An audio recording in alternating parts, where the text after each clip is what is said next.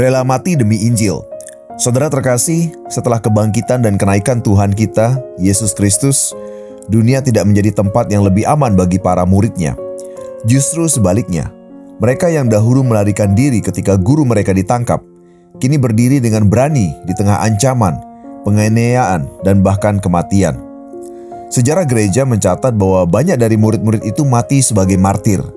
Petrus disalibkan terbalik karena merasa tidak layak mati sama seperti Yesus. Yakobus dipenggal oleh pedang atas perintah penguasa. Thomas dipercaya mati ditombak saat memberitakan Injil di tanah jauh. Paulus dipenggal di Roma setelah bertahun-tahun memberitakan Kristus dengan setia. Pertanyaannya, mengapa mereka rela mati?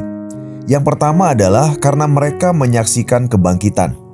Murid-murid bukan mati demi sebuah ide, melainkan demi pribadi yang mereka kenal dan lihat sendiri bangkit dari kematian.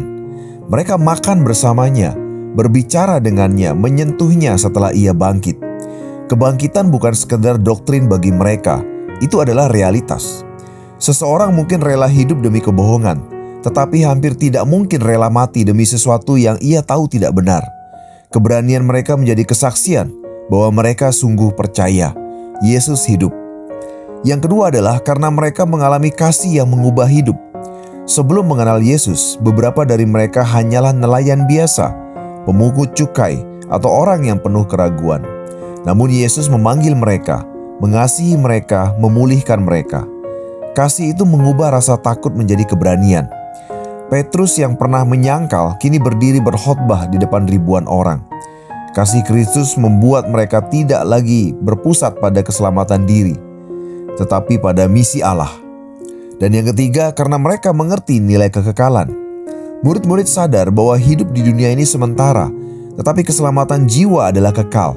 Mereka rela kehilangan hidup jasmani karena tahu ada hidup yang jauh lebih mulia bersama Tuhan. Bagi mereka, mati bukan akhir, melainkan pintu menuju kemuliaan.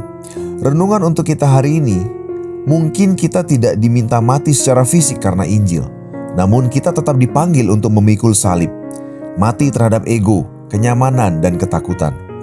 Apakah kita memiliki keberanian yang sama untuk bersaksi? Apakah Injil cukup berharga bagi kita untuk diperjuangkan? Apakah kita sungguh percaya bahwa Yesus hidup? Kiranya kesaksian para murid bukan hanya menjadi cerita sejarah, tetapi menjadi api yang menyalakan iman kita.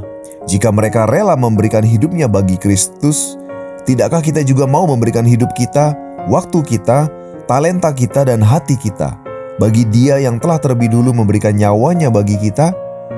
Amin.